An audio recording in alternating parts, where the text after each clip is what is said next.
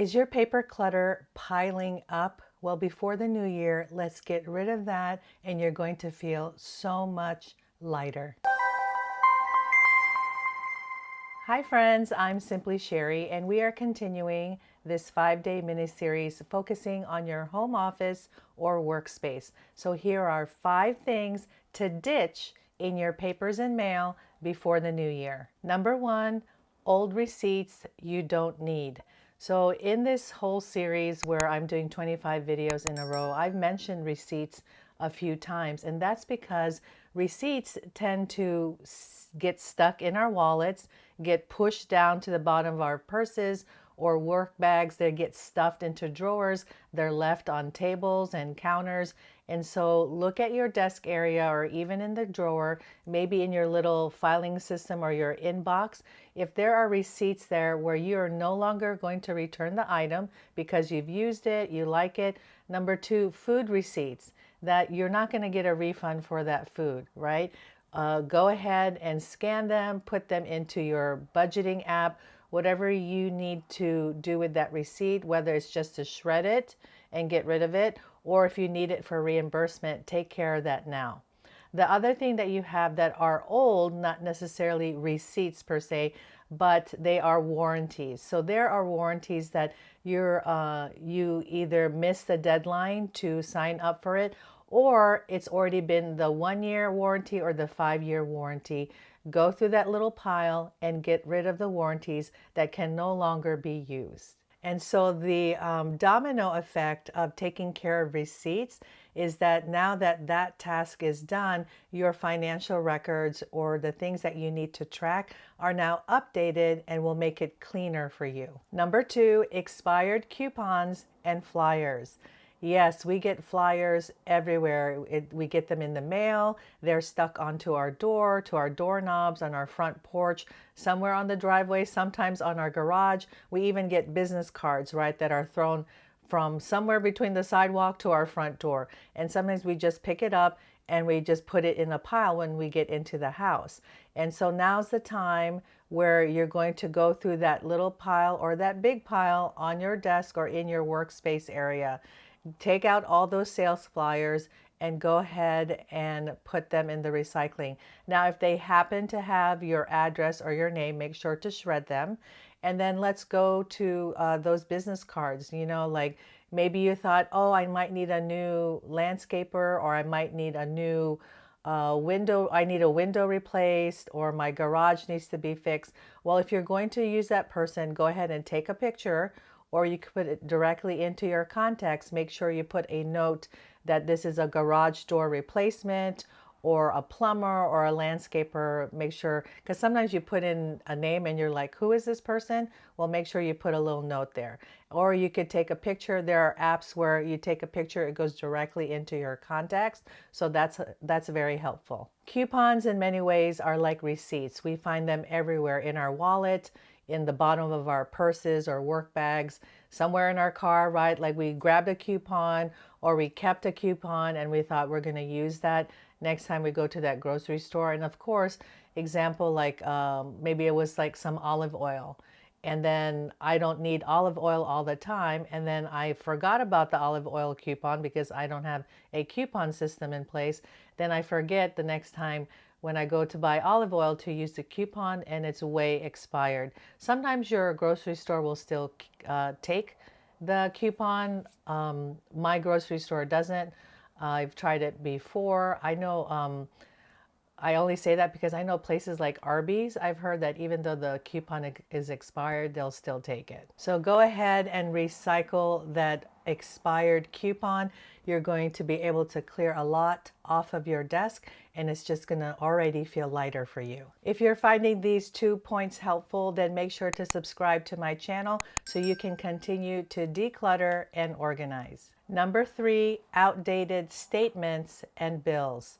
This is your opportunity to make any recurring statements or bills digital. That is one of the best things that you can do for yourself because you just do it one time versus it coming into your house once a month, right? That's 12 times a year. This will only take one time and a few minutes to log online, find that place, that tab or that button or that slider and click yes, make this a paperless bill or a paperless statement. This is where your shredder is your best friend and your assistant. You're going to take those old bank statements, utility bills, credit card statements, and put them through the shredder if they're over a year old.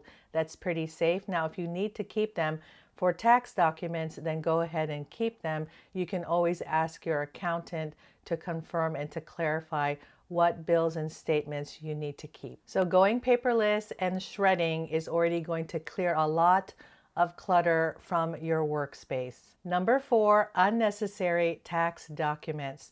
So if your tax documents or tax returns are over 7 years, it is a rule of thumb that you can go ahead and safely shred those documents.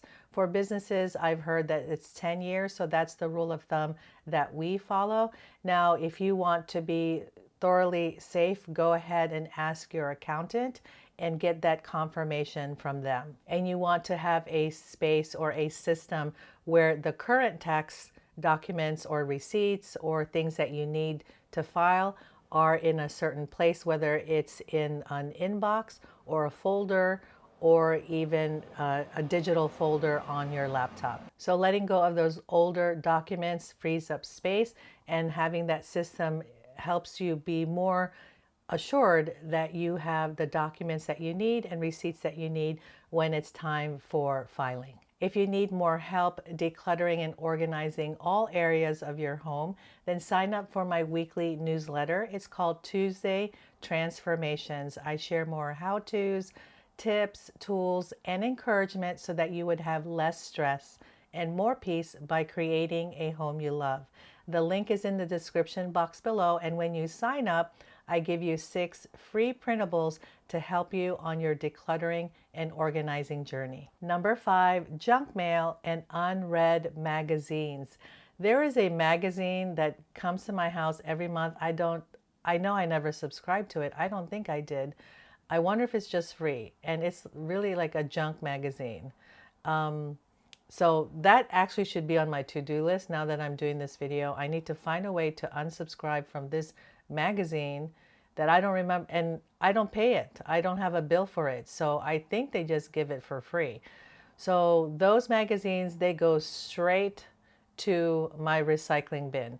But there are magazines that maybe you subscribe to, and honestly, in the last 6 months, in the last year, in the last 3 months, you just haven't read them. And a lot of magazines are seasonal. So if you haven't read through that season, like right now it's winter, are you going to read that spring one? Because now the spring magazines are going to be coming out soon. So take a moment to pause and look at these magazines and see, is it something that is useful for you? Do you take something from it?